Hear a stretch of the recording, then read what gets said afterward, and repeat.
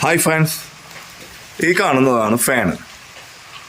ഇത് എങ്ങനെ റീപോർട്ട് ചെയ്യാമെന്നും ഉപയോഗശൂന്യമായ ടയറിലൊക്കെ ഇതെങ്ങനെ പിടിപ്പിക്കാമെന്നുള്ളൊരു ചെറിയ വീഡിയോ ആയിട്ടാണ് വന്നത്. നമുക്കിതിൻ്റെ ഫുള്ള് വീഡിയോ കാണാം. സലീം പള്ളിവട്ടം എന്ന യൂട്യൂബ് ചാനലിൻ്റെ പുതിയ വീഡിയോയിലേക്ക് എല്ലാവർക്കും സ്വാഗതം.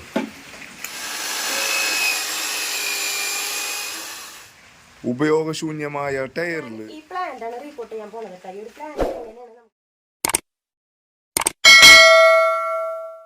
അപ്പം ഈ കാണുന്ന 5 വെറൈറ്റി ഫാനുകളാണ് ഇപ്പം എൻ്റെ കയ്യിലുള്ളത്. ബാക്കിയുള്ളതൊക്കെ നശിച്ചുപോയി. ഇതിൻ്റെ കയറിങ് എന്ന് പറഞ്ഞാൽ ഈസി ആയിട്ടുള്ള കയറിങ്ങാണ്. ഇത് സാധാരണ നമ്മളെ തണവ് ഇഷ്ടപ്പെടുന്ന ചെടികളാണല്ലോ. അപ്പോൾ സാധാരണ കാടുകളിലും കിണറിൻ്റെ ഉള്ളിലും അവരുടെയൊക്കെ വളർന്ന് നടന്നിരുന്ന ചെടികളാണിത്. ഇതിപ്പോൾ നമ്മൾ ഗാർഡനിൽ കൊണ്ടുവച്ച് സെറ്റ് ചെയ്യാൻ തുടങ്ങി. അപ്പോൾ ഇതിന് കൂടുതൽ തണവുകളാണ് ഇഷ്ടപ്പെടുന്നത്. അപ്പോൾ നമ്മൾ എപ്പോഴും വെള്ളം ഇങ്ങനെ മിക്സ് ചെയ്ത് കൊടുക്കുക.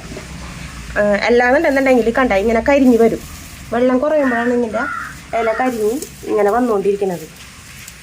പിന്നെ ഇതിന് അധികം വളം ചെയ്യേണ്ട കാര്യമില്ല. ഒരു 40-45 ദിവസമൊക്കെ ആകുമ്പോൾ എന്തെങ്കിലും വളം ചെയ്ത് കൊടുത്താൽ മതി. അല്ലെങ്കിൽ ഇത് നന്നായിട്ട് ബുഷിയായിട്ട് ഇങ്ങനെ വളർന്നു പോന്നോളും. അപ്പോൾ ഇതിനെപ്പോഴും ഹാങ് ചെയ്തിരുന്നായിരിക്കും കേട്ടോ ഭംഗി. അപ്പോൾ എനിക്ക് സ്ഥലം കുറവുമാണ്. അപ്പോൾ ഹാങ് ചെയ്തിരുന്നൊരു ഐഡിയ ആണ് കാണിക്കുന്നത്. അപ്പോൾ ഇതിനൊന്ന് പരിചയപ്പെടാം നമുക്ക്. ഇത് ഫിഷ് ടൈൽ ഫാനാണ്. ഇതിങ്ങനെ ഇതിൻ്റെ കണ്ട ഫിഷിൻ്റെ വാലിൻ്റെ ആകൃതിയിലെ പോലുള്ളതാണ്. അതുകൊണ്ട് തന്നെ അങ്ങനെ പേര് വന്നത് കേട്ടോ.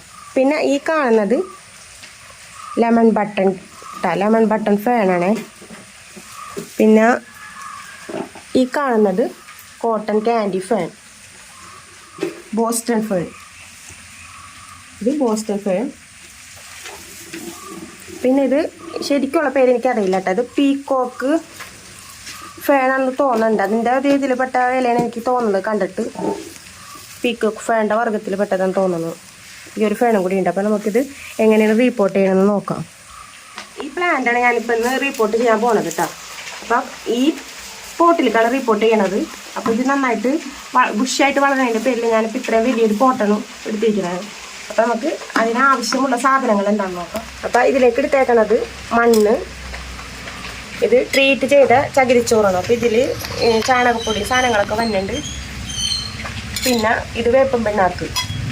അപ്പോൾ ഇതിനെപ്പോഴും നനവ് ഇഷ്ടപ്പെടുന്നതിൻ്റെ പേരിൽ ഞാൻ കുറച്ചധികം ചകിരിച്ചോറ് എടുത്തിട്ടുണ്ട്. നമുക്കിത് മിക്സ് ചെയ്തിട്ട് പോട്ട് ചെയ്യാം കേട്ടോ.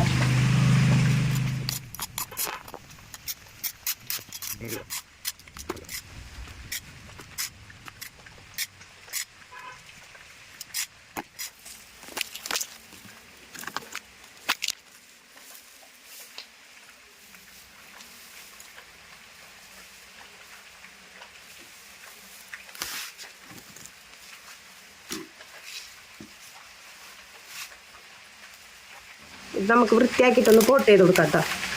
ഞാൻ ഇതിൻ്റെ അടിയിലത്തെ മണ്ണും കളയണില്ല. അത് ഇതിൽ തന്നെ. അപ്പോൾ നമ്മൾ പകുതി മണ്ണ് ഇതിൽ കിട്ടിയിട്ടുണ്ട്. ഇനി നമുക്ക് ഇത് വൃത്തിയാക്കിയിട്ട് ഈ പ്ലാന്റ് വൃത്തിയാക്കിയിട്ട് ഇതിലെ മണ്ണും കൂടി ഞാൻ അതിലിട്ട് കൊടുക്കുന്നുണ്ട്.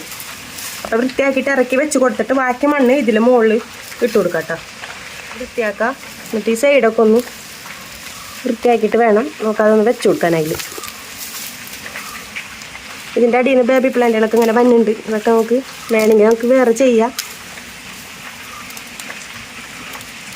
കട്ട് ചെയ്ത് വൃത്തിയാക്കിയിട്ട് ഇതിൽ വെച്ച് കൊടുക്കും. ഇതൊക്കെ വേണ്ടാത്തത് ഉണങ്ങി ഇതൊക്കെ കട്ട് ചെയ്ത് കളഞ്ഞിട്ട് നമുക്ക് അതിൽ ചേർത്ത് കൊടുക്കാം കേട്ടോ.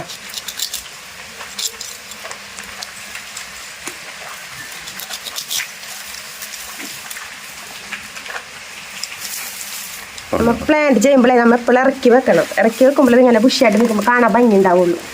കയറ്റി വെച്ച് പ്ലാന്റ് ചെയ്യണ്ടായിട്ട് ഇങ്ങനെ ഇറക്കി വെച്ച് പ്ലാന്റ് ചെയ്യുമ്പോൾ ഇതിങ്ങനെ വിടർന്ന് നിൽക്കും. നമ്മിങ്ങനെ കയറ്റി വെച്ചാണ് പ്ലാന്റ് ചെയ്യണമെന്നുണ്ടെന്നുണ്ടെങ്കിൽ നിൽക്കുമ്പോൾ ഒരു ഭംഗി ഉണ്ടാവില്ല. അപ്പോൾ നമ്മൾ ഇറക്കി വെച്ചിട്ട് അതിൻ്റെ മുകളിൽ മണ്ണിട്ട് കൊടുക്കാം.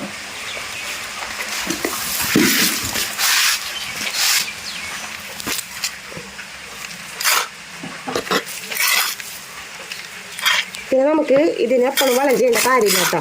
വെള്ളം വേണം. വെള്ളം ഇങ്ങനെ 2 നേരം മിക്സ് ചെയ്ത് കൊടുക്കുന്നത് നല്ലതാണ്. അപ്പോൾ അതിനൊരു തണവ് കിട്ടും. അല്ലാന്നുണ്ടെങ്കിൽ ഈ അടിഭാഗത്ത് ഇങ്ങനെ കരിഞ്ഞ് നിൽക്കണ പോലെ നിൽക്കും. പഴുത്ത വിതകട്ടിട്ട് നിൽക്കും. പിന്നെ ഇതിന് വെയിൽ വേണ്ട. ഷേഡിലാണ് എപ്പോഴും നന്നായിട്ട് വളരാം. വെയിൽ കൊണ്ടാലും ഇത് കരിഞ്ഞു പോകും. ഞാൻ പ്ലാന്റ് ചെയ്യുന്ന രീതിയായിട്ട് കാണിക്കുന്നത്.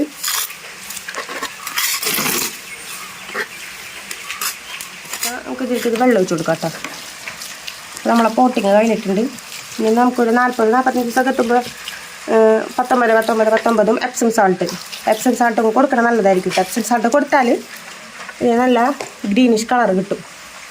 എപ്സം സാൾട്ടും 19 കൊടുക്കുന്നത് നല്ലതായിരിക്കും. അപ്പോൾ അത് കൊടുക്കുമ്പോൾ നന്നായിട്ട് വളരുകയും ചെയ്യും. പിന്നെ എപ്സം സാൾട്ട് കൊടുക്കുമ്പോൾ നല്ല ഗ്രീൻ കളറായിട്ട് നിൽക്കും. അങ്ങനെ ഒരു വളപ്രയോഗം ചെയ്താൽ മതി നമുക്ക് 45 ദിവസം കഴിയുമ്പോൾ.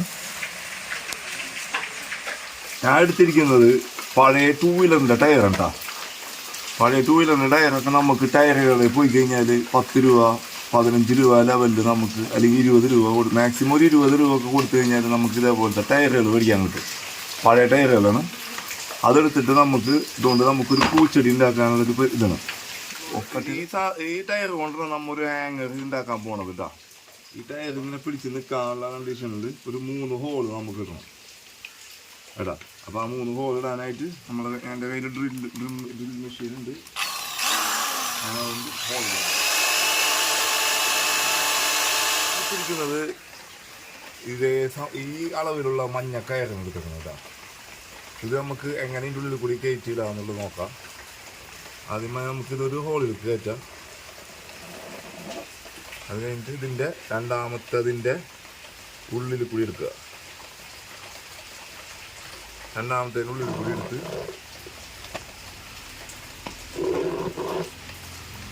മൂന്നാമത്തതിൻ്റെ പുറത്ത് കൂടി എടുക്കുക. മൂന്നാമത്തതിൻ്റെ പുറത്ത് കൂടി എടുത്തിട്ട് നമുക്ക് ആവശ്യമുള്ള നീളം എന്തോരുണ്ടെന്ന് നോക്കുക. അത്രയും ഹൈറ്റിൽ ഇത് പിടിക്കുക. ഇത് കൊടുക്കുക.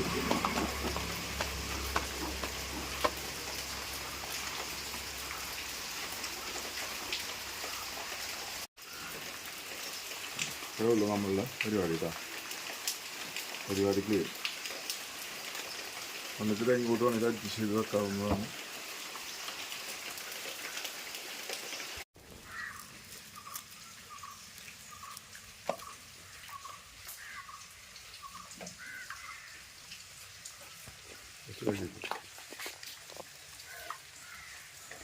ഇപ്പോൾ നമ്മളുടെ ഹാങ്ങർ ശരിയായിട്ടാ. ഇപ്പോൾ കറക്റ്റ് ലെവലിൽ നിൽക്കും വേണം. എന്തെങ്കിലും ചെറിയ വ്യത്യാസങ്ങളൊക്കെ വരുത്താണ്ടെന്നുണ്ടെങ്കിൽ നമുക്ക് ഇവിടെ അഡ്ജസ്റ്റ് ചെയ്ത് കഴിഞ്ഞാൽ നമുക്കത് അഡ്ജസ്റ്റ് ചെയ്യാവുന്നതാണ്. അപ്പോൾ ഇത് നമുക്ക് ഇതേപോലെ ഒരു ബ്രഷ് ഉണ്ടെന്നുണ്ടെങ്കിൽ നമുക്ക് സിമ്പിളായിട്ട് ഇത് പെയിൻ്റ് അടിച്ചെടുക്കാൻ പറ്റും. ബ്രഷൊക്കെ ആകുമ്പോൾ നമ്മളെ സമയം ഒരുപാട് പോകും. ഇതേപോലെ റോള് മേടിച്ച് കഴിഞ്ഞാൽ ഇപ്പം എൻ്റെ വീട്ടിൽ പഴയതുണ്ടായ റോളാണ്. ഞാൻ അതുകൊണ്ട് ഇങ്ങനെ അടിക്കണം.